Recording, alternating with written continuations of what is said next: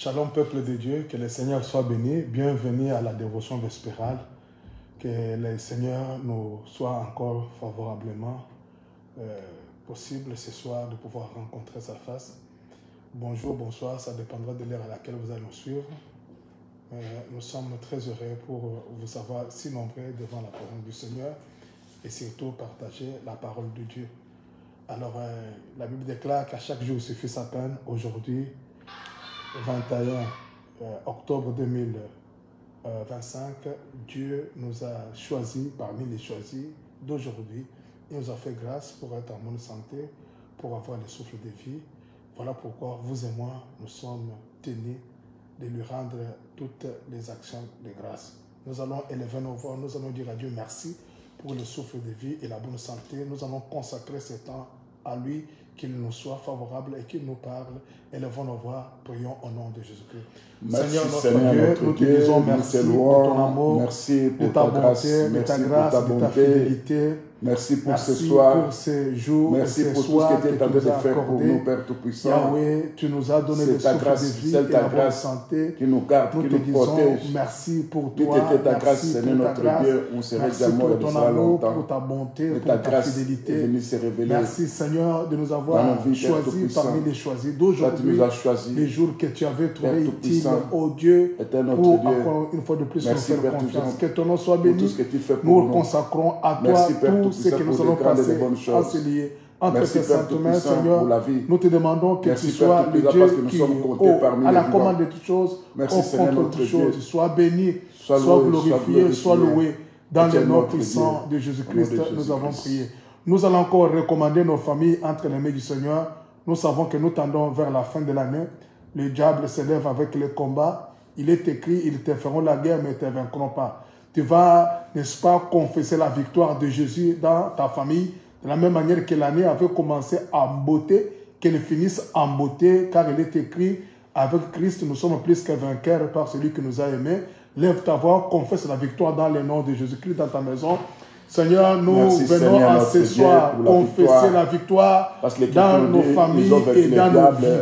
Nous croyons, Seigneur Jésus-Christ, que nous sommes plus que vainqueurs en celui qui nous a aimés, Jésus-Christ, à savoir, nous confessons, Seigneur, la victoire dans nos vies, dans nos maisons, dans nos projets, dans nos entreprises, la victoire dans toute la famille chrétienne et biologique. Seigneur, nous confessons cette victoire, car l'Éternel, tu as dit, ils te feront la guerre, mais ils ne te vaincront pas. Seigneur, quand bien même nous sommes vers la fin de l'année, où le diable s'élève avec des combats, avec de l'opposition, avec des pensées iniques. Mais nous sommes de ceux-là qui croyons que l'Éternel est pour nous. Et s'il est pour nous, qui sera contre nous? Et nous, voilà pourquoi nous t'élevons. Voilà pourquoi nous te célébrons. Voilà pourquoi nous t'adorons. Voilà pourquoi nous t'élouons. Nous déclarons la victoire dans nos maisons, la victoire dans nos vies, la victoire dans nos projets, la victoire dans nos entreprises. Nous confessons la victoire. Nous la confessons par la puissance du nom de Jésus. Il est écrit, nous l'avons vaincu à cause du sang de l'agneau et de toute parole de notre témoignage. Ce soir, nous croyons que l'œuvre de la croix nous a rachetés, nous a purifiés, nous a sanctifiés. Sois béni, sois glorifié dans le nom de Jésus. Sois béni aussi au nom de Jésus. Alors tu vas prier pour toutes les promesses que Dieu a faites sur toi. Toutes les promesses que Dieu a faites dans la Bible te concernent parce qu'il est écrit, nous sommes, n'est-ce pas, dans la bénédiction d'Abraham, nous qui avons cru en Jésus, selon Galates chapitre 3. Alors tu vas déclarer à Dieu que toutes les promesses faites sur Abraham sont les miennes parce que je suis le fils d'Abraham par la foi. Élevons nos voix, prions au nom de Jésus-Christ. Seigneur notre Dieu, notre roi, toutes les promesses sur Abraham sont les nôtres parce que tu as dit c'est un Père multitude.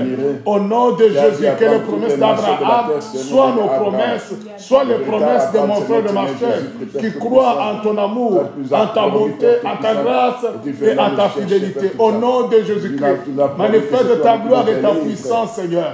Nous confessons, Jésus, que la victoire née dans notre camp et que les bénédictions d'Abraham sont les nôtres au nom de Jésus. Pour nous, pour nos familles, nos maisons, pour tous ceux-là qui croient en ton amour, en ta bonté, en ta grâce et en ta fidélité.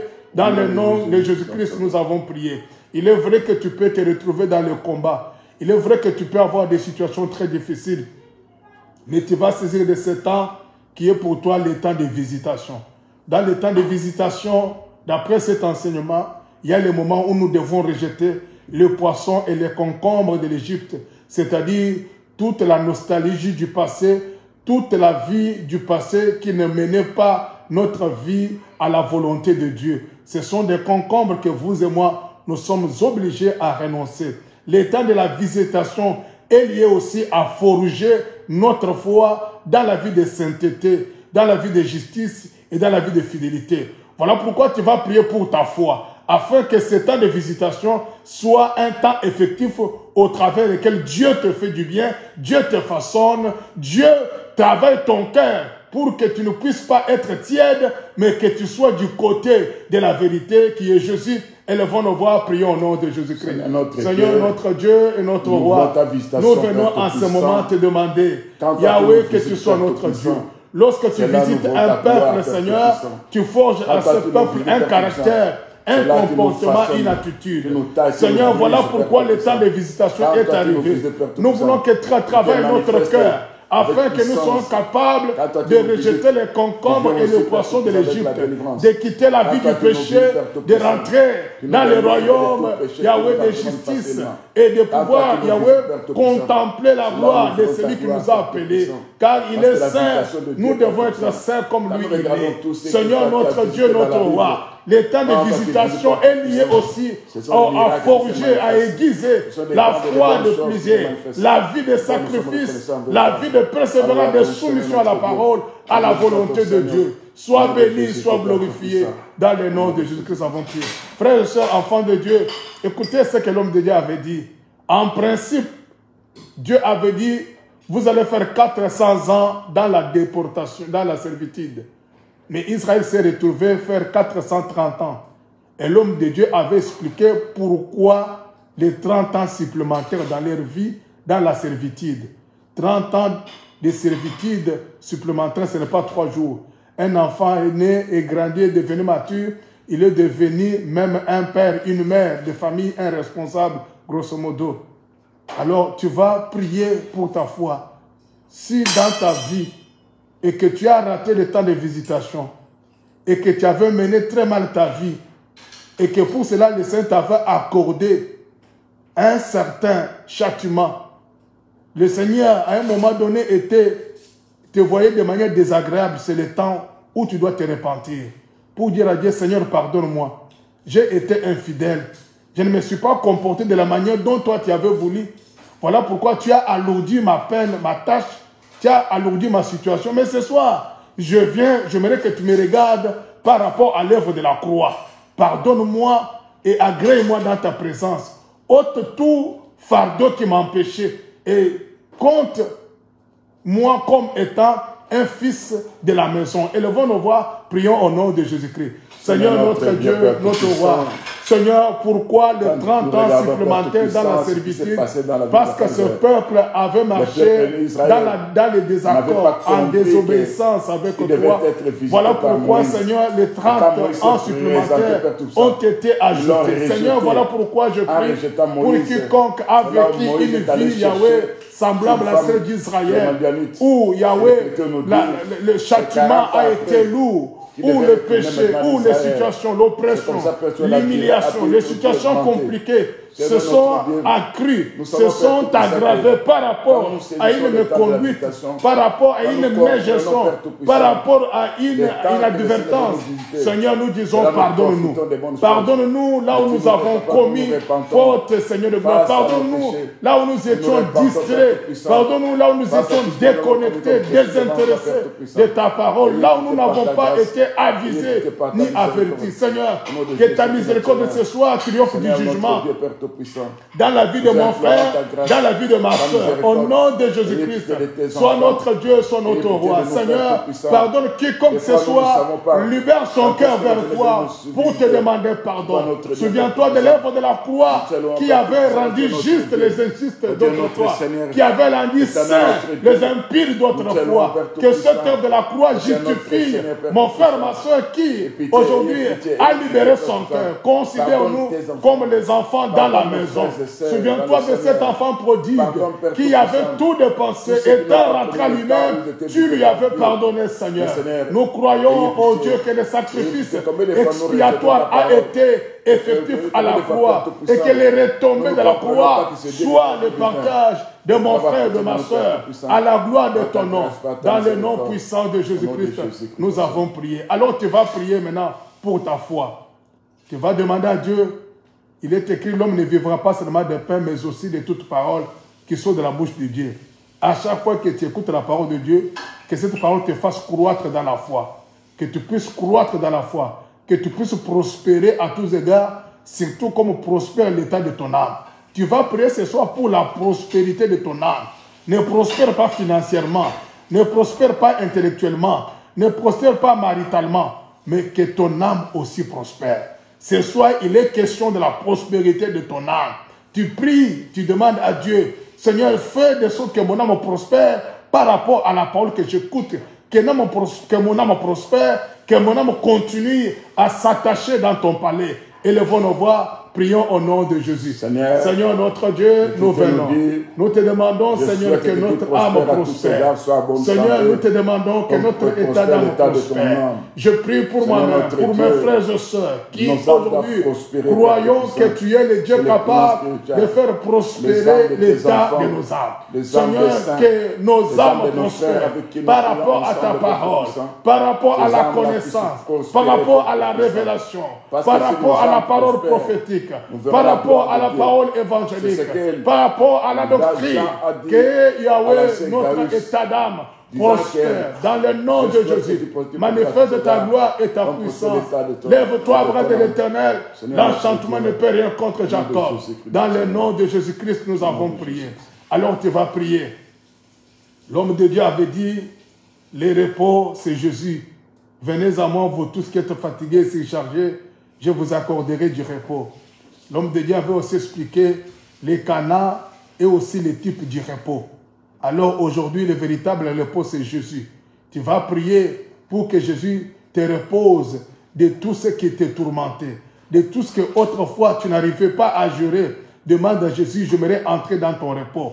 Que mon corps entre dans ton repos. Que mon âme entre dans ton repos. Que mon esprit entre dans ton repos. Que tout ce que je puisse connaître le repos de Dieu qui est dans ta parole. Élevons nos voix, prions au nom de Jésus-Christ. Seigneur, toi qui es le véritable repos, nous prions pour les repos. Tu avais dit dans la Bible, Seigneur venez à moi, vous toutes qui nous êtes savons fatigués, que toi, chargés, tu es le véritable repos. Alors accorde à mon frère, à ma soeur, le repos au nom de Jésus. Le repos du corps, le repos de l'âme, le repos de l'esprit, les repos de finances, Seigneur de gloire, les repos de son mariage, les repos de ses études, les repos de ses démarches, les repos de ses entreprises, les repos de son voyage, les repos de ses enfants, de sa femme, de son épouse, les repos de l'œuvre pour laquelle tu l'as établi. Seigneur, accorde le repos à ton peuple au nom de Jésus. Manifeste ta gloire et ta puissance, offre et agis. Dans le nom puissant de Jésus-Christ, nous avons prié. Alors, frères et sœurs, il est grand temps maintenant où nous voulons écouter la parole de Dieu. Nous donnons le temps à l'homme de Dieu de pouvoir nous prêcher ce soir. Je vous salue tous au nom de notre Seigneur Jésus-Christ. Amen. Nous allons continuer notre enseignement sur les campements. Mais hier, quand on prêchait, le dimanche, quand on prêchait, j'avais donné l'écriture des Proverbes 30, versets 18 à 19. J'avais promis que je vais prendre soit la trace de l'homme chez la jeune femme. Parce que dimanche, on avait expliqué la trace du serpent sur les rochers. Cette écriture, on va expliquer ça parce qu'on parle de l'homme, on parle de la jeune femme. Vous devez d'abord comprendre que Dieu cherchait un homme. Depuis tous les temps, Dieu avait envie d'avoir un homme. cet homme-là, quand vous regardez dans la Bible, Dieu va commencer d'abord avec Adam. Le premier Adam avait échoué. Il fallait que Dieu lui-même puisse devenir un homme. Mais vous allez voir que dans la procédure que Dieu marchait, suivait, dans la Bible, Dieu a commencé à choisir un peuple. Et Dieu va appeler ce peuple-là son premier fils. C'est pourquoi il va dire à Moïse, tu diras à Pharaon, laisse aller mon premier fils. Ça c'est le livre d'Exode, chapitre 4, le verset... Chapitre 4, le verset... Laisse-moi chercher ce verset. Chapitre 4, nous prenons le verset 21. Ça c'est Exode. Cette écriture dit ceci. Tu vas dire à Pharaon, laisse aller mon premier fils, Israël. Dieu appelle Israël son premier fils. En réalité, ça cachait beaucoup de secrets à l'intérieur. Parce que quand Dieu parle, il faudrait écouter comme un disciple écoute. Un disciple écoute 2 fois les paroles de Dieu. Donc Dieu parle, mais un disciple doit écouter. Qu'est-ce que le Seigneur veut dire dans cette écriture? Quelle est la pensée de Dieu cachée à l'intérieur? Et si nous comprenons maintenant la pensée de Dieu à l'intérieur, c'est là que vous allez voir que nous serons agréables à Dieu. Et Dieu va se manifester dans nos vies. Il va faire des grandes et des bonnes choses. C'est comme ça en tant qu'enfant de Dieu. Quand il lit la Bible, cherche à comprendre la pensée de Dieu toujours. Qu'est-ce que le Seigneur veut dire? C'est comme ça. L'écriture dont j'ai cherché, c'est Exode 4, verset 22. Tu diras à Pharaon, ainsi parle l'Éternel, Israël est mon fils, mon premier-né. Je te dis, laisse aller mon fils, qu'il me serve. Si tu refuses de le laisser aller, voici je ferai périr ton fils, ton premier-né. Donc, vous devez comprendre déjà que, quand il parlait d'un fils, en ce temps-là, il parlait d'Israël, qui était le premier fils. Mais en réalité, il ne parlait pas d'Israël. Parce que quand vous écoutez tout ce que le Seigneur avait dit à Abraham, donc à Jacob, je descendrai moi-même avec toi en Égypte, et je remonterai aussi avec toi. Donc celui qui est descendu en Égypte avec Israël, c'était Dieu. Celui qui va remonter aussi avec Israël, c'est Dieu toujours. Oh, ça cache beaucoup de choses à l'intérieur, c'est pourquoi on ne va pas tarder sur les premiers fils, mais c'était un enseignement très profond. Quand vous regardez maintenant, le but de Dieu c'était de faire quoi? Quand vous lisez Exode 3, verset 8, Dieu va dire ceci. Je suis descendu pour les délivrer de la main des Égyptiens et pour les faire monter de ce pays dans un beau pays et vaste, dans un pays où coule le lait et le miel. Donc, Dieu descend pour délivrer. Quand Dieu descend pour délivrer, ça veut dire automatiquement, ça cache quelque chose. Beaucoup de langage à l'intérieur. Comment il va délivrer? C'est ce que nous allons voir au début des premiers campements. Mais avant de parler sur les premiers campements, j'explique d'abord la trace de l'homme chez la jeune fille. L'homme. Quand vous prenez l'écriture d'Exode, de Nombre 13, verset 2, et Nombre 14, verset 38, vous allez voir que, après avoir Dieu choisi Israël comme étant un peuple, mais Dieu va sortir avec eux. Arrivé dans le désert, il va envoyer 12 personnes pour aller explorer les pays de Canaan. Allez-y explorer et vous allez dire ça à vos frères. Les 12 vont aller. Parmi les 12, il y aura Caleb, il y aura aussi Josué. Mais dès leur retour, quand ils vont donner les rapports, ça sera, 10 vont donner un rapport qui va révéler Israël. 2 vont rester fidèles. Et quand vous regardez en ce temps-là, Dieu va tuer les 10, il va rester avec les 2. Mais les 2 là, donc ça veut dire parmi les 12, quand Dieu va élever, il va prendre maintenant Josué, il va élever Josué. Maintenant, Caleb va s'introduire dans Josué. C'est comme si il prend 10, il détruit 10, il reste 2 parmi les 12. Les 2 là, dans l'élévation, il va élever Josué. Maintenant, Caleb est introduit dans Josué. C'est-à-dire qu'il fait sortir une personne. Cette personne-là, on l'appelle Josué. Au Josué, c'est l'Éternel qui sauve. Il va continuer sa marche. Arrivé du temps de Salomon, Salomon va déshonorer Dieu. Il va entrer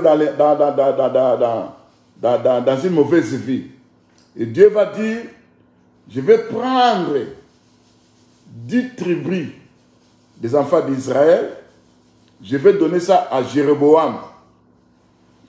C'est pour vous allez voir que dans la prophétie de 1 Roi 11, verset 11, vous allez jusqu'au verset 30 à 31, vous allez voir le prophète Achija de Silo qui va saisir le manteau neuf qu'il avait, il va déchirer ça en 12 morceaux.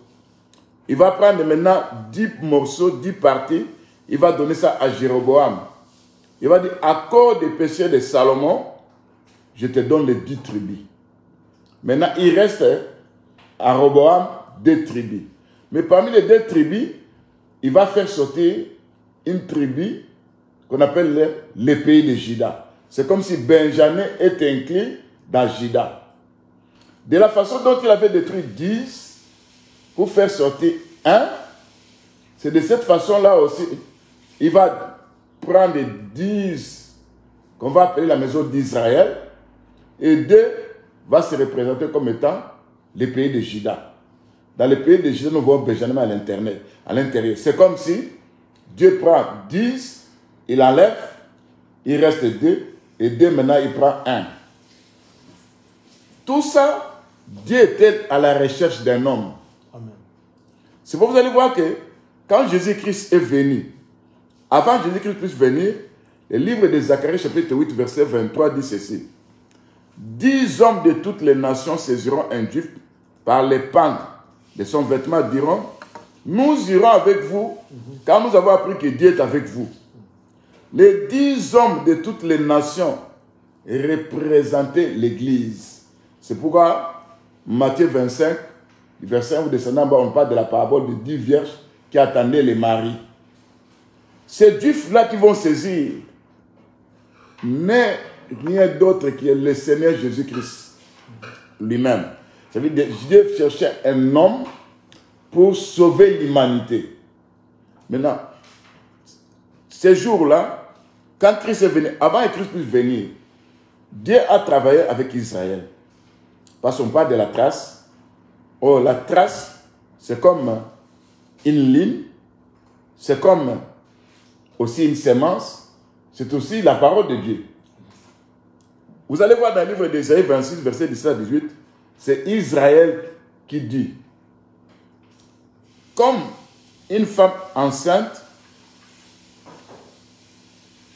qui veut accoucher, cet homme écrit au milieu de ses douleurs, c'est ainsi, nous, Israël, nous avons été loin de ta face, ô Éternel. Nous avons conçu, éprouvé de la douleur, et quand nous nous enfantons, ce n'est que du vent que nous enfantons, le pays n'est pas sauvé. Ça veut dire, la loi que Dieu avait donnée à Israël, c'était aussi une sémence. Mais cette sémence n'a rien produit. Israël n'a produit que le vent. C'est pourquoi quand Christ est venu, lui maintenant qui devait choisir la jeune femme. La loi de Moïse dit ceci, quand toi tu vas à la guerre et que tu vas conquérir, tu trouveras une jeune femme que tu vas prendre. Cette jeune femme, avant d'aller vers cette jeune femme, qu'est-ce que tu dois faire? Tu dois raser les cheveux de cette jeune femme. Tu vas couper ses ongles. Ça, c'est la loi de Moïse. Et elle va pleurer son père et sa mère pendant 30 jours.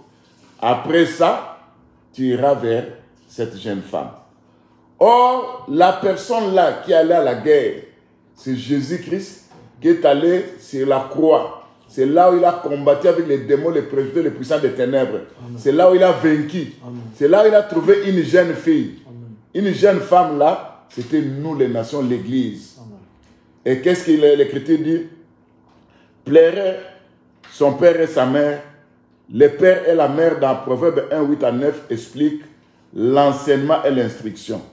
C'est-à-dire quand on était encore dans le monde, dans nos coutumes, les enseignements que nous on avait, c'était des enseignements qui ne viennent pas de Dieu. C'est raser les cheveux. C'est ça la gloire que nous on avait. Parce que la chevelure pour la femme était une gloire. La gloire qu'on était dans le monde où on peut te donner un nom, l'apôtre, je ne sais pas quel était son nom en ce temps-là, parce que c'était un tireur d'élite aussi du côté des femmes. Mais cette grâce-là, il avait aussi un nom. Mais quand Dieu le saisit, donc apôtre devient comme une femme aussi qu'il a pris, il fallait raser la tête, ça veut dire sa chevelure, la gloire qu'il avait quand on l'appelait, moi on m'appelait Willy Ngwabi en ce temps-là. Lui aussi avait un nom. Cette gloire-là, le Seigneur nous a rasé ça. Couper les ongles, vous avez pour une femme, les ongles représentent les moyens de défense. Hein. Quand les femmes sont en train de se bagarrer, ils utilisent leurs ongles. Ça veut dire notre défense naturelle que nous on avait, il fallait qu'on puisse couper ça. Qui va couper ça? C'est l'homme qui nous a saisi quand il est allé à la guerre.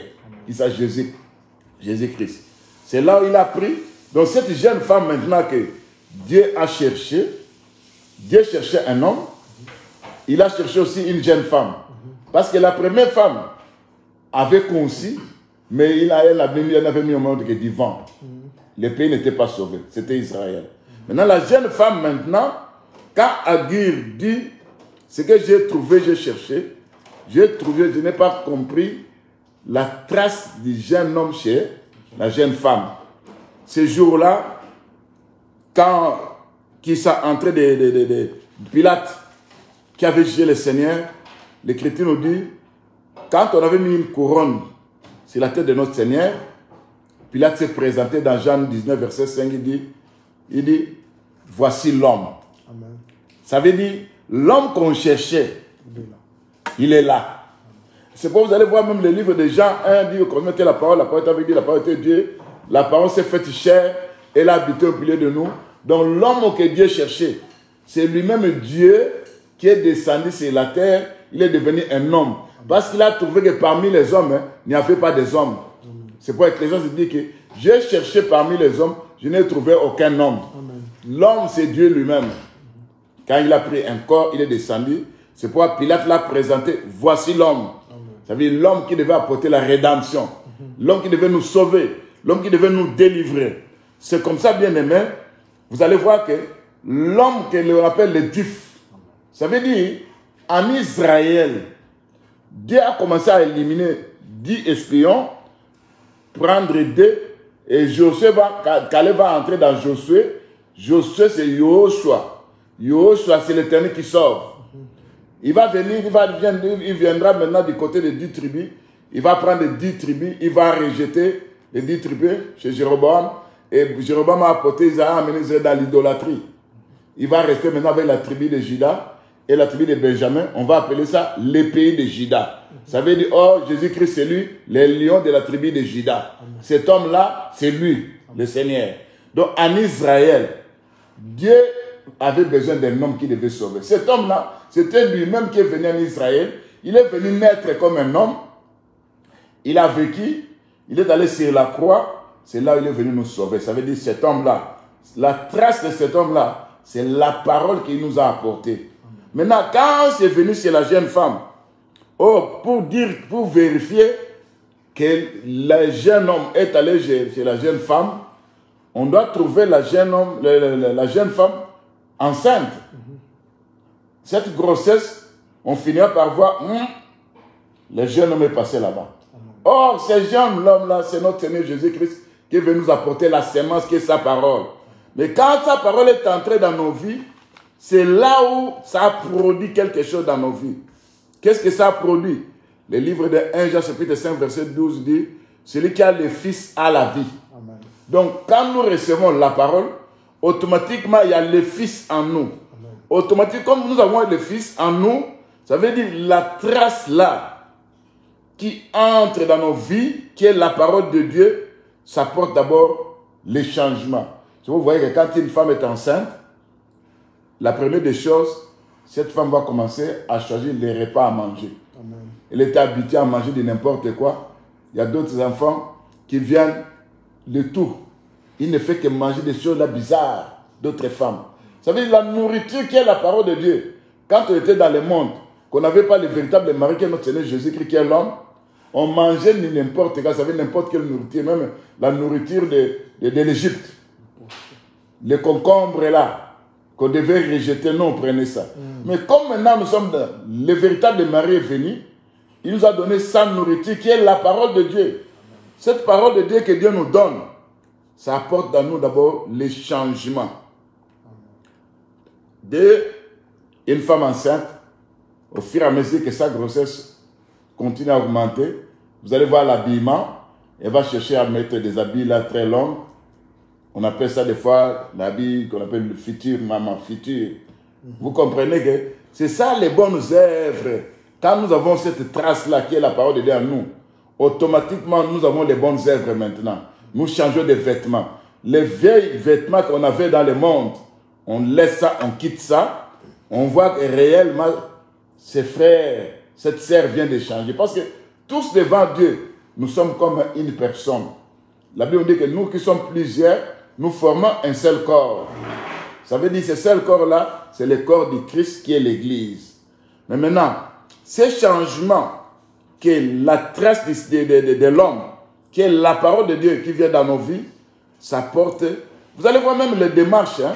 Une femme enceinte, quand elle est enceinte, vous voyez que quand elle marche, c'est comme si son ventre maintenant commence à aller devant. Et lui, elle est en train de suivre derrière. Les démarches même changent. C'est comme ça, bien aimé, nous comprenons que nous, en recevant la sémence qui est la parole de Dieu, la parole de Christ, nous changeons, notre marche aussi change. Hier, on était des mondains, on fait du n'importe quoi. Aujourd'hui, nous marchons selon les pas, selon les fils. Parce que l'enfant se trouve à l'intérieur, qui est le fils. C'est l'enfant maintenant, la femme doit commencer à marcher en rapport avec le fils. Les pas vont commencer à changer. C'est ça la parole de Dieu. Et l'Écriture dit, celui qui a le Fils a la vie. Amen. Donc nous avons cette trace-là. C'est la parole de Dieu dans nos vies que Christ nous a donnée, qui est comme une sémence. Ça change les repas, la nourriture, qui est la parole de Dieu pire. Ça change les habits, qui sont nos bonnes œuvres. Ça change notre façon de marcher. Voilà un peu l'interprétation de la trace du jeune homme chez la jeune fille. Or, l'homme là, c'est le Seigneur. Maintenant, retournons. Nous entrons dans les campements. Le but de Dieu, c'est quoi? Exode 3, verset 8 dit ceci. Je suis descendu pour délivrer de la main des Égyptiens les enfants d'Israël, pour les faire monter de ce pays dans un beau pays vaste où coule le lait et le miel. D'abord, Dieu descend pour délivrer. Deuxièmement, faire monter. Avant de commencer avec les autres campements, nous commençons d'abord pour le premier campement qu'on appelle la délivrance. Maintenant, où est-ce que j'ai pris ça? Je prends le livre de Nombres 33. C'est là où on nous donne la liste des campements des enfants d'Israël. Donc, les campements, en quelque sorte, ce sont des stations, parce qu'Israël marchait de station en station. Ils allaient là où Dieu les conduisait. On va lire cette écriture.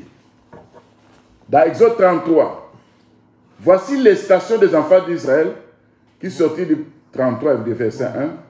Oh non, nombre 33, du verset 1, vous allez, c'est jusqu'au verset 49, je crois bien. Laissez-moi voir. Oui. Maintenant, nous lisons. Voici les stations. Donc, ce qu'on appelle campement, on appelle ça aussi station. Des enfants d'Israël qui sortirent du pays d'Égypte selon leur corps d'armée, sous la conduite de Moïse et d'Aaron. Moïse écrivit leur marche de station en station, d'après l'ordre de l'Éternel. Voici leur station selon leur marche. Et verset 3. Ils partirent de Ramsès, les premiers jours, ou les premiers mois, le 15e jour du premier mois, le lendemain de la Pâque. Les enfants d'Israël sortirent la main levée à la vue de tous les Égyptiens. Les Égyptiens enterraient ceux que l'Éternel avait frappés parmi eux. Tous les premiers-nés, l'Éternel exerçait aussi des jugements contre leurs dieux. Voilà la place où on va s'arrêter aujourd'hui pour parler de la délivrance des enfants d'Israël. Vous savez, les premiers campements, c'est le campement de Ramsès. Mais avant le campement de Ramsès, il y a ce qui s'est passé, comment Dieu a fait pour qu'Israël soit délivré. C'est là que nous parlons de ça. Pourquoi nous parlons de ça? Parce qu'il y a des ceux-là qui disent, voilà, l'Ancien Testament, nous ne sommes plus dans l'Ancien Testament, parce qu'ils ne savent même pas lire la Bible, alors que l'Écriture nous dit dans le livre de 1 Corinthiens chapitre 10, je vais lire ce verset pour vous expliquer pourquoi nous parlons de toutes ces choses-là. Le verset 10, le chapitre 1 Corinthiens chapitre 10, du verset 1, vous descendez en bas, on parlait des enfants d'Israël qui sortaient de l'Égypte, ils étaient conduits dans la nuée, ils ont traversé dans la mer Rouge, ils ont été baptisés, tout ce qui leur est arrivé. Au verset 11, on dit, ces choses leur sont arrivées pour servir d'exemple. Elles ont été écrites pour notre instruction, à nous qui sommes parvenus à la fin de ce siècle. Donc vous comprenez que la marche des enfants d'Israël de l'Égypte au pays de Canaan, si Moïse a écrit ça, c'est pour notre instruction. C'est pour nous servir d'exemple. Vous savez, cette marche-là, j'appelle ça, c'est la marche de l'Église jusqu'à l'enlèvement, jusqu'au jour où nous allons retourner chez Dieu. Maintenant, l'Écriture nous dit quoi? Ici, Dieu dit, il partit de Ramsès. Dieu donne le premier jour.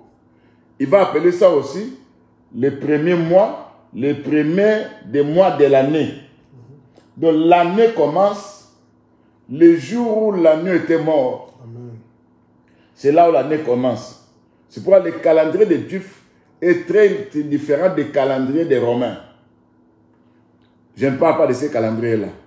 Mais qu'est-ce que l'Écriture dit?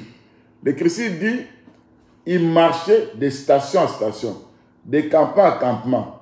Ça veut dire, chaque événement, chaque endroit où il marchait, il y avait des événements qui caractérisaient tout ça. Quand vous regardez dans la Bible, ça je vais parler de ça demain, comment il marchait, comment au début, c'était la colonne de nuit, la colonne de feu, mais arrivé à un moment, Moïse a appelé un homme qui leur montre le nom de ces lieux-là. On va voir ça. On va appeler cet homme-là Obad, dans la Bible.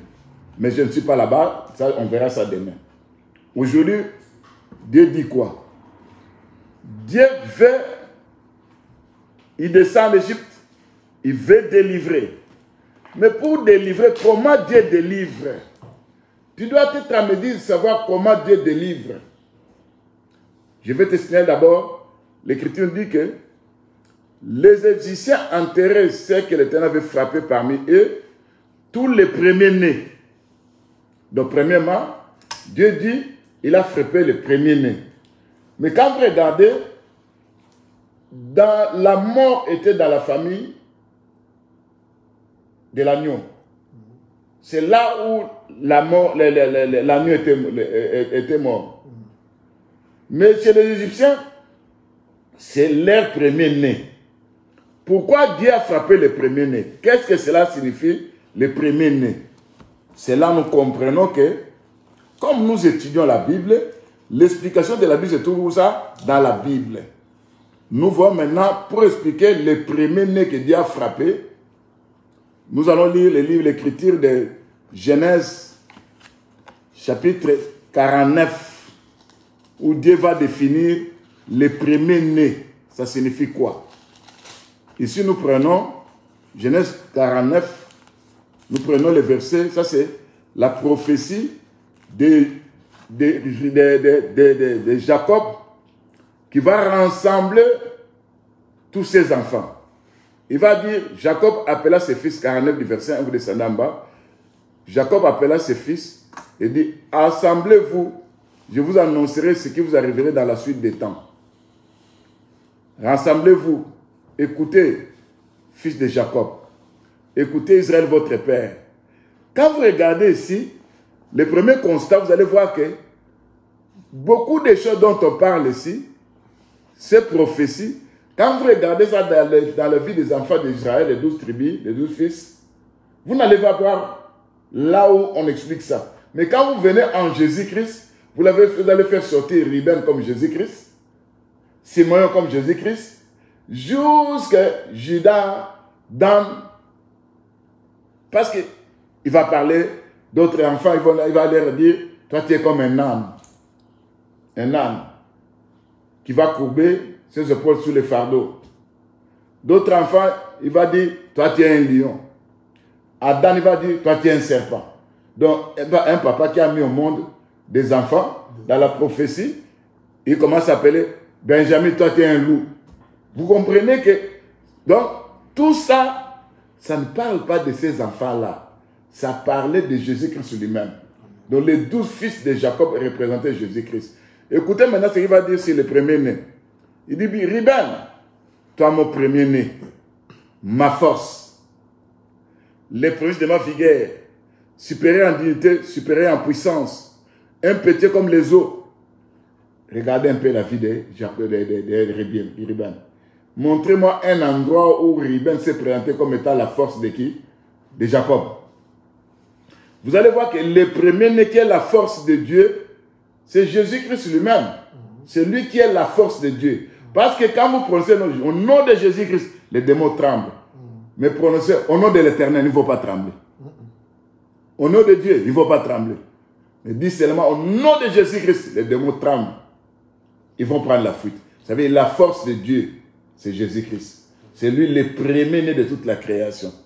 Donc le premier-né représente la force. On ajoute prémisse de ma vigueur.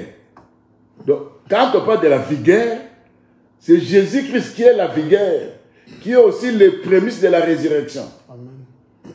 On ajoute supérieur en dignité.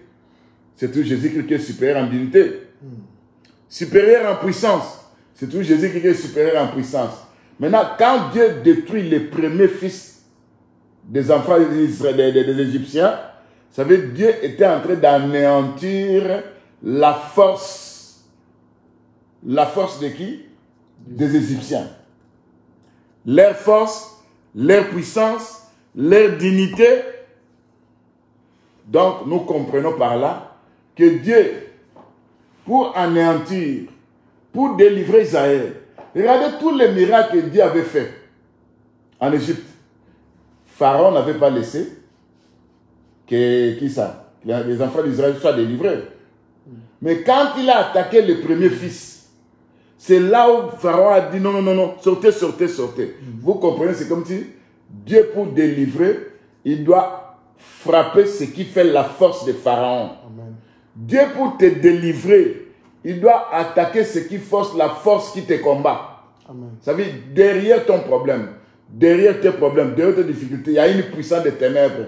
Dieu, quand il veut te résoudre ton problème, il ne va pas d'abord résoudre ton problème, il va s'en prendre à l'esprit qui est derrière ta parole, de tes problèmes. Amen. Et quand il s'en prend à cet esprit lâche, automatiquement, ton problème est résolu.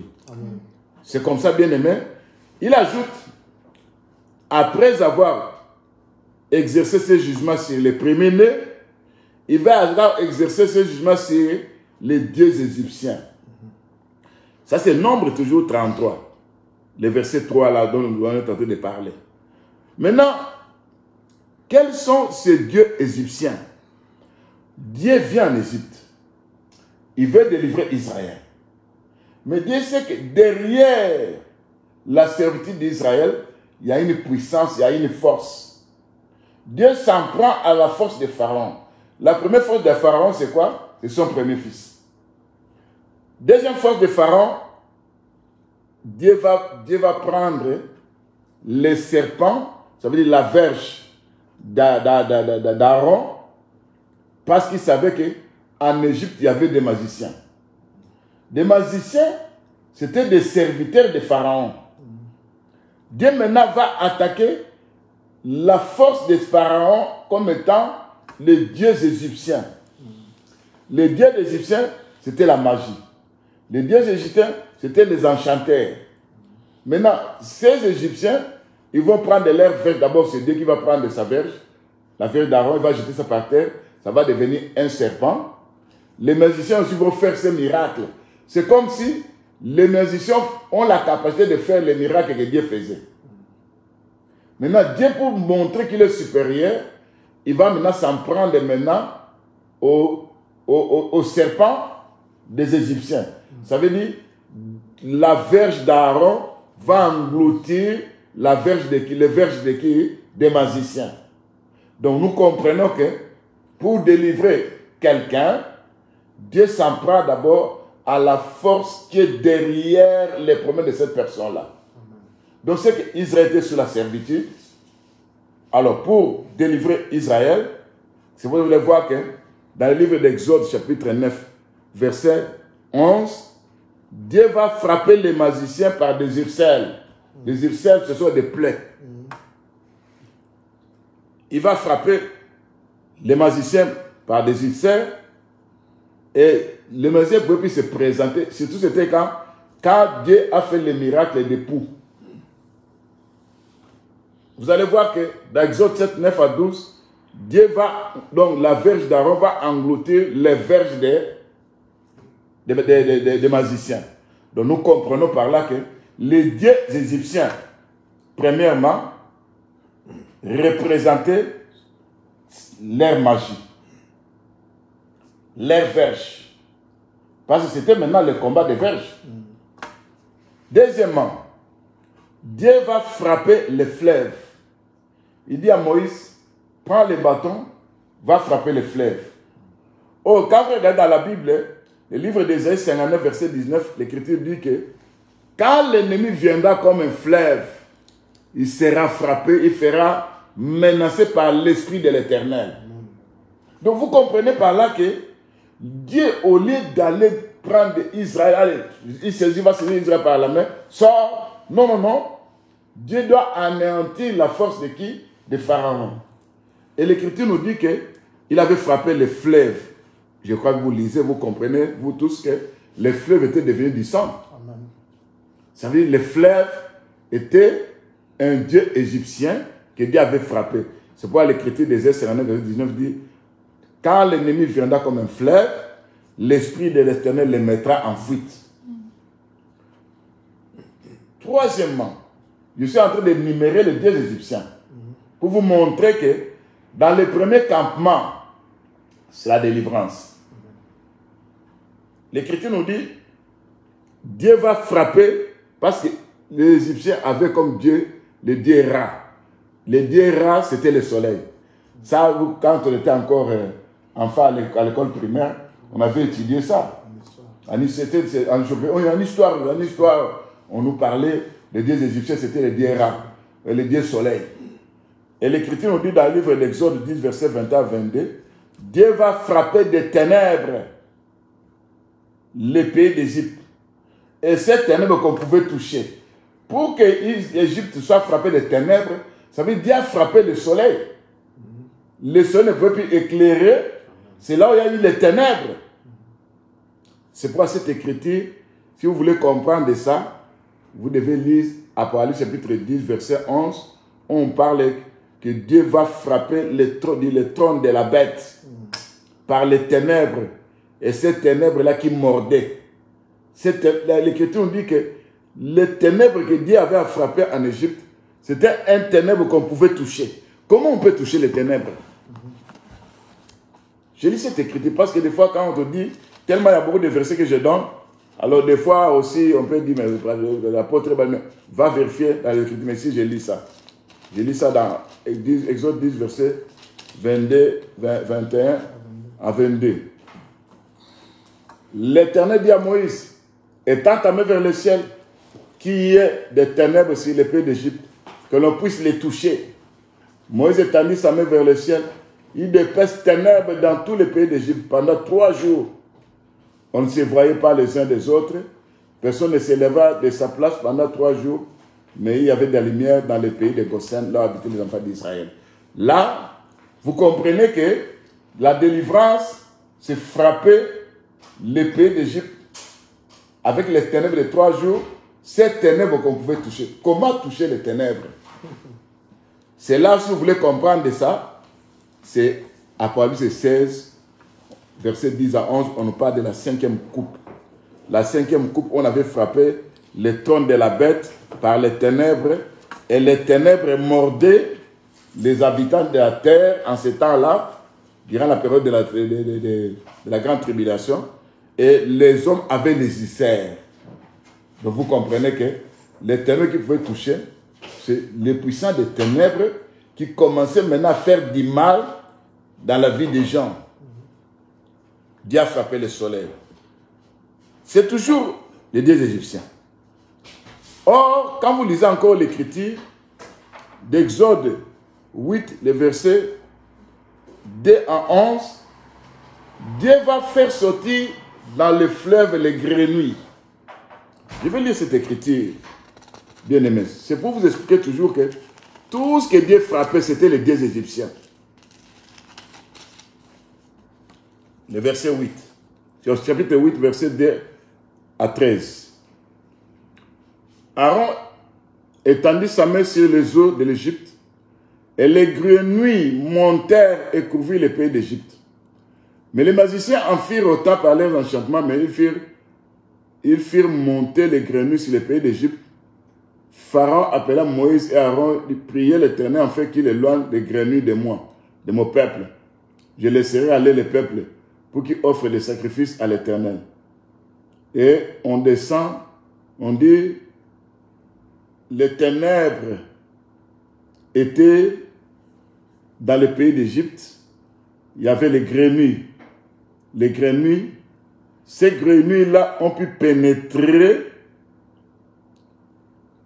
Je lis le verset 9. L'Éternel fit ce que demandait Moïse. Prenons le verset. C'est que l'Écriture dit, les ténèbres là avaient envahi les lits, les pétrins, les fours, les chambres. Les grenouilles ont pu envahir tous ces endroits-là. Mais qu'est-ce que cela signifie, les grenouilles? Parce que l'évangile que nous ne prêchons pas des choses en l'air. Nous donnons l'explication de chaque chose. Les grenouilles, nous lisons les grenouilles. Ça, c'est Apocalypse 16, verset 13. On nous donne l'explication des grenouilles. Chapitre 16, verset 13. Écoutez-moi cette écriture. Je vis sortir de la gueule du dragon, de la gueule de la bête, de la bouche du faux prophète, 3 esprits impurs semblables à des grenouilles. Car, verset 14, car ce sont des esprits, des démons, qui font des prodiges, qui vont vers les rois de toute la terre, afin de les rassembler pour le combat du grand jour du Dieu Tout-Puissant. Vous voyez maintenant, on nous définit les grenouilles comme étant des démons. Les grenouilles comme étant des esprits séducteurs. Les grenouilles comme étant les esprits rassembleurs. Vous savez, les esprits qui amènent les gens à venir te combattre. Ces esprits-là qu'on appelle les grenouilles des démons, quel est leur travail? Ils peuvent aller trouver des gens, leur pousser à venir te combattre. Tu vois dans ta vie, il y a des combats partout où tu pars, même si des gens que toi, tu n'as pas de problème avec eux, ils commencent à te combattre. Tu ne sais pas que c'est poussé par les grenouilles. Parce que les chrétiens ont dit, ces grenouilles, ce sont des démons, ce sont des esprits séducteurs qui rassemblent les gens, les peuples, pour aller dans la bataille d'Armageddon. Ça, c'est une prophétie.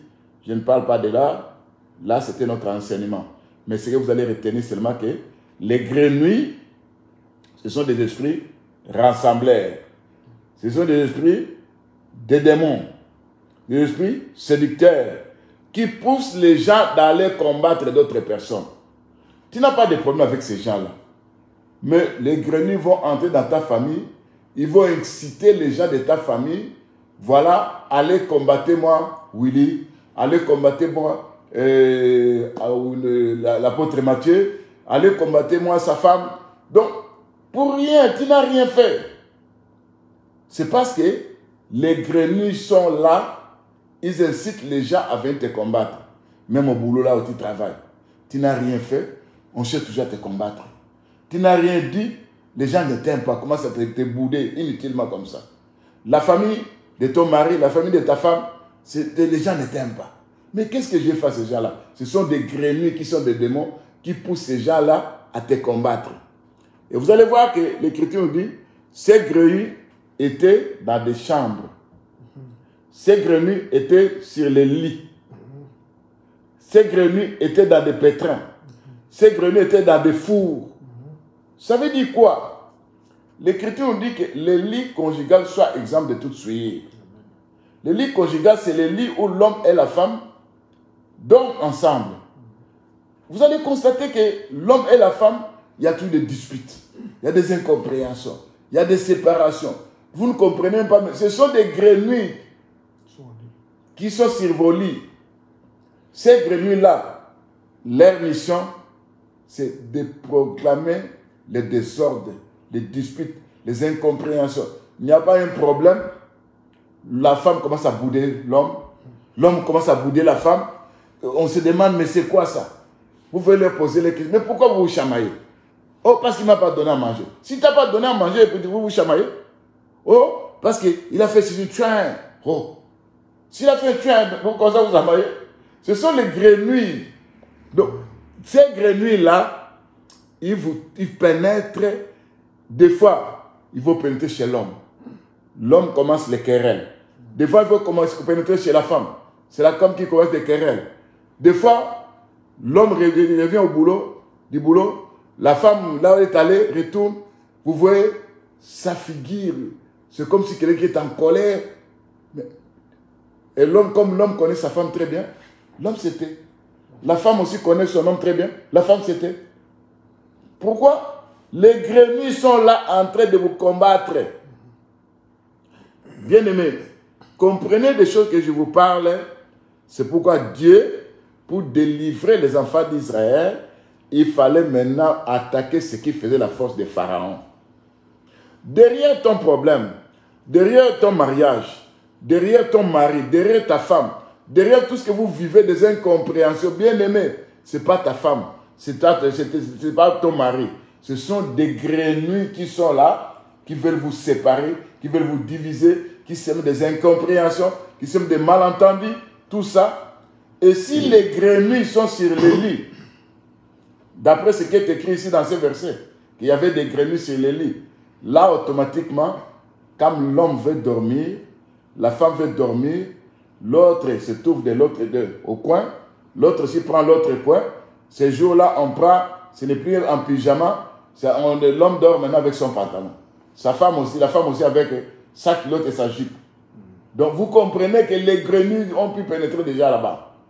C'est pourquoi Dieu, pour délivrer, il va délivrer. Et l'Écriture ajoute encore que les grenouilles ont pu pénétrer les fours, là où on prépare. Bien aimé, aujourd'hui, l'ennemi utilise la nourriture pour posséder les gens. C'est pourquoi la Bible nous dit, mangez le tout avec action de grâce. En tant qu'enfant de Dieu, tu veux manger? Oui, prie. Tu achètes quelque chose au marché? Prie.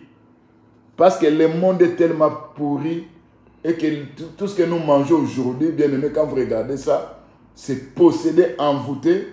Nous n'avons pas peur de tout ça parce que celui qui est en nous est plus fort et plus grand que celui qui est dans ce monde. Amen. Mais nous devons prier. Amen. Quand toi tu ne pries pas, les grenouilles vont te posséder, vont te maîtriser. Vous savez, ces grenouilles, les grenouilles là sont des véritables chantres. Hein. Ils vous chantent, hein. Vous connaissez les grenouilles, ils chantent. Et quand ils chantent, ça fait, ils font des bruits. Hein. Vous allez voir qu'il y a des femmes et des maris qui vous parlent, donc un bavard de mauvais goût. Tout ça, ce sont des grenouilles. C'est comme ça, bien aimé, vous devez comprendre que Dieu, pour délivrer, il doit délivrer d'abord les peuples. Donc, dans le premier campement, pour arriver à Ramsès, Dieu veut avec la délivrance. Pour délivrer, il attaque ce qui fait la force de Pharaon. La force de Pharaon, et si on peut aller plus loin, vous allez voir par exemple, il y a des poux. Il y a eu des poux. Vous savez, les poux, ce sont des suceurs du sang. Hein? Ils sucent du sang. Ça veut dire qu'ils sucent la vie. Il enlève le sang, c'est la vie. Donc, tout ça, Dieu, en venant délivrer Israël, il devait attaquer ce qui fait la force de Pharaon. Donc, tel que tu es là-bas, enfant de Dieu, maman, papa, frères et sœurs, sache que ta délivrance, derrière tous tes problèmes, ce sont que des esprits venant de Pharaon. C'est ce qui fait la force de Pharaon. Alors, Dieu, pour te délivrer, il doit s'en prendre, il doit s'attaquer à ces puissants des ténèbres. Regardez le jour où Dieu s'est présenté sur l'homme des Anarès, de Génézareth, dans le livre de Matthieu, chapitre 8, verset 29. L'Écriture nous dit, les démons ont dit, pourquoi es-tu venu nous tourmenter avant le temps? Donc, cet homme-là qui était dans le cimetière et qui se meurtrissait, qui coupait des chaînes, donc il y avait beaucoup de choses que personne ne pouvait les maîtriser. Quand je dis qu'il s'est présenté, les démons là qui étaient les gens ont dit, pourquoi es-tu venu nous tourmenter avant le temps? Ça veut dire que les démons connaissent le temps. À part ça, les démons aussi ont déclaré, donc Jésus qui tourmentait les démons. C'est pourquoi pour faire sortir ces puissants des ténèbres qui t'attaquent, Dieu doit venir les tourmenter. Quand ils seront mal à l'aise, ils vont prendre la fuite. Non, non, non, non, ne restez plus dans cet endroit-là. Parce que leur chef, leur roi, leur Dieu est venu. Ou quand Dieu vient vers la chicotte, hein? Donc ce qui se passe sur le passé, nous ne voyons pas ça. Mais eux-mêmes, les démons savent. Parce que Dieu vient des fois comme étant un feu dévorant. Hein? Des fois, il vient aussi comme étant un vent impétueux. Des fois, il vient aussi comme étant la verge. Donc, vous comprenez que c'est ce que j'allais vous dire pour aujourd'hui. Que pour délivrer Israël, dans le premier campement, c'est la délivrance. Cette délivrance, Dieu s'en prend pas à ton problème, mais à ce qui est derrière ton problème. La puissance des ténèbres, ce que tu vois, les problèmes, ce n'est pas ça les problèmes. Le problème, c'est l'esprit qui est derrière ces problèmes. C'est cet esprit-là qui peut être une grenouille, qui peut être un serpent, qui peut être le fleuve, qui peut être l'époux, qui peut être... Donc, tout ça, ce sont les dieux égyptiens. Voilà ce que l'Écriture de Nombre 33, verset 4, qui dit que Dieu, après avoir délivré les enfants d'Israël, c'est là où il avait frappé les premiers-nés. C'est là où il exerçait son jugement sur les dieux égyptiens. Donc, ces jugements-là, c'est la frappe de notre Dieu. C'est menacer les puissants des ténèbres. Ils vont te quitter. C'est là où Pharaon a dit non, non, non. Et le dernier frappe, c'était, il a détruit la force de Pharaon qui était le premier-né. Et quand Pharaon a vu que le premier-né était mort, Pharaon a envoyé les gens à aller dire à ces gens-là, sortez, sortez, sortez. Nous allons périr. Bien-aimés, voilà la délivrance que Dieu fait. Et surtout, c'est ça l'œuvre de la croix. C'est là où Dieu a dépouillé les dominations, les principautés, les puissants, les a mis en spectacle. Amen. Toi, tu dois appeler l'œuvre de la croix de venir dans ta vie. Que tout ce que le Seigneur a fait, jusqu'à présent, l'œuvre de la croix est en activité. Quand tu pries maintenant, tu prends l'œuvre de la croix, c'est là les puissants de ténèbres sont dépouillés, neutralisés, parlés de leur force. Et quand le Seigneur intervient, c'est là qu'il y a la délivrance. Voilà, je m'arrête là-bas. Je remets la parole à l'homme de Dieu pour vous amener à la prière, que vous priez, tu demandes à Dieu que Dieu puisse descendre, puisse s'en prendre à ce qui fait la force de tes ennemis, à ce qui fait la force des puissants de ténèbres qui sont derrière tes problèmes. Quand Dieu va les menacer, ils vont prendre la fuite, tu verras la solution donnée à ton problème. Que Dieu bénisse sa parole. Amen, que Dieu soit béni, gloire à Jésus. Tu vas fermer tes yeux, tu vas prier, tu vas demander à Dieu de pouvoir descendre et t'apporter la délivrance. Tu ne peux pas continuer à marcher ou tu ne peux pas vouloir marcher avec Jésus sans qu'il te délivre de forces de mal.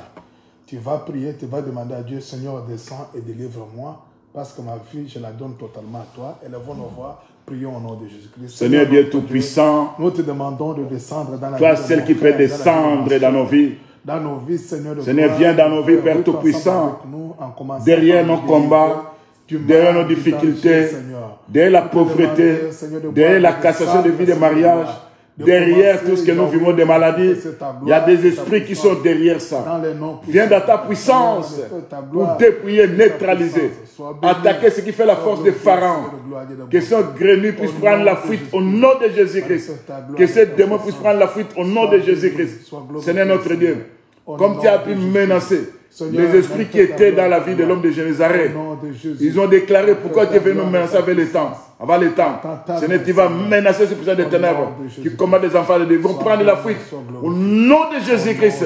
Que tous ces esprits, tous ces grenouilles, tous ces poux, tous ces serpents, tous ces esprits impies puissent quitter les enfants de Dieu, qui puissent aller dans les lieux arides, que les enfants de Dieu puissent trouver la délivrance au nom de Jésus. Alors tu vas prier, si tu as un problème de santé, tu connais un frère, une soeur, un membre de famille qui a des problèmes de santé, tu vas fermer les yeux pendant qu'apôtre Willy prie, afin que Dieu apporte la délivrance, la guérison. Seigneur Dieu Tout-Puissant, derrière les problèmes des enfants de Dieu, il y a des maladies. Derrière ces maladies, il y a des esprits, il y a des puissants des ténèbres. Amen.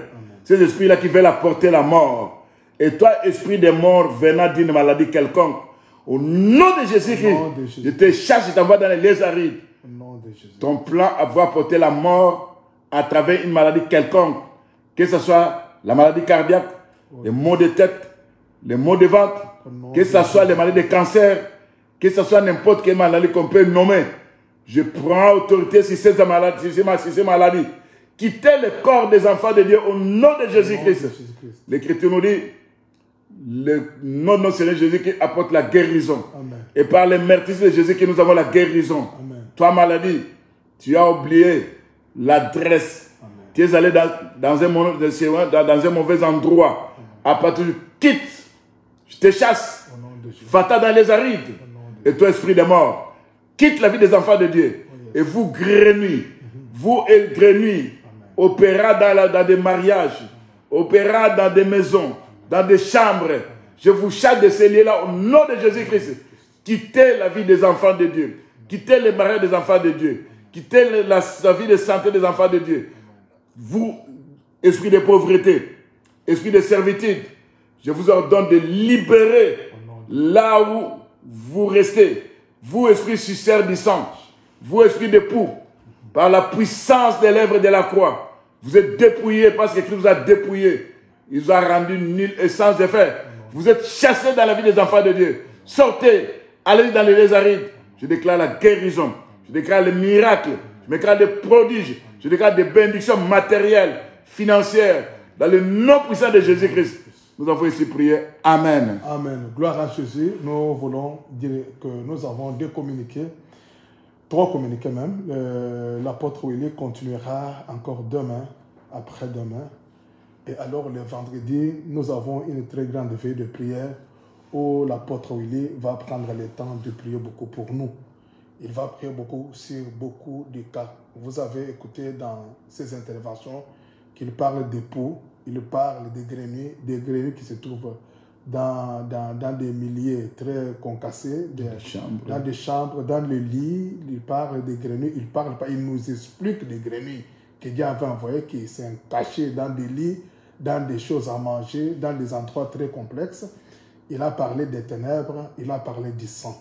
Ce sont des esprits qui torpillent, qui tourmentent la vie de plusieurs. Alors, tu as les problèmes liés à ton mariage, tu as les problèmes liés à la maternité, tu as les problèmes liés aux finances, tu as des problèmes de santé, tu as des problèmes spirituels, tu rencontres très souvent des maris de nuit, des femmes de nuit. Tu as du mal à être stable même dans les rapports, dans le mariage. Tu as du mal à être stable même dans tes relations avec, n'est-ce pas, celui pour qui ou celle pour qui tu veux épouser ou qui veut t'épouser. Tu as du mal à être stable dans tes décisions. Ce vendredi à 22h30, la salle est ouverte et nous avons une grande vie de prière. Tu as des situations de combat, tu fais des mauvais rêves, tu ne comprends rien. Il a parlé d'époux. Les époux, ils ont comme nourriture les sangs. Or, le sang, c'est la vie d'une personne. Tu es en train de maigrir sans être malade. Tu manges bien, mais tu ne dors pas bien. Tu manges bien, mais tu es fatigué. Peut-être les époux sont en train de sucer. Les époux sucent le sang, mangent du sang. Et à la fin de compte, tu peux te retrouver épuisé et tombé. Alors, il y a des problèmes spirituels qui sont liés à plusieurs vies humaines. Alors, nous avons la grâce parmi nous d'avoir apôtre Willy. Et je pense que le Dieu pour qui il a amené ici, qu'il a quitté avec lui à partir des États-Unis jusqu'ici, ce Dieu-là nous fera du bien. Alors, ce vendredi, nous avons voulu consacrer toute cette nuit afin de bénéficier de la grâce qu'apôtre Willy a amené. Alors, ne manque pas. Tu as des projets qui ne se réalisent pas. Tu as des projets qui n'avancent pas. Tu as des blocages.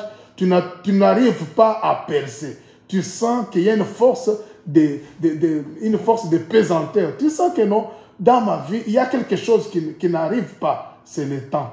C'est ce vendredi où l'homme de Dieu va prier pour nous. Tu as même de l'instabilité sur le plan spirituel. Tu n'arrives pas à croître dans la foi. Tantôt Zamona Nzambe, tantôt Koyata, tantôt Telemaka, on ne comprend pas. C'est le moment où l'homme de Dieu va t'aider par ses prières à pouvoir, n'est-ce pas, trouver la stabilité, l'équilibre dans ta relation avec Dieu, d'avoir de l'intimité. Ça, c'est ce vendredi-ci. Là, je suis en train de parler de ce vendredi. Il y a une très grande veille de prière. Une veille de prière de charisme. Ce charisme, c'est-à-dire la manifestation du Saint-Esprit dans la vie des enfants de Dieu que nous sommes. Nous sommes malades, nous savons que ce jour-là, Dieu viendra par les canaux de son serviteur pour nous consoler, nous faire du bien. La salle est ouverte déjà à partir de 22h30. En minuit pile, nous débutons notre veillée jusqu'à 5h du matin.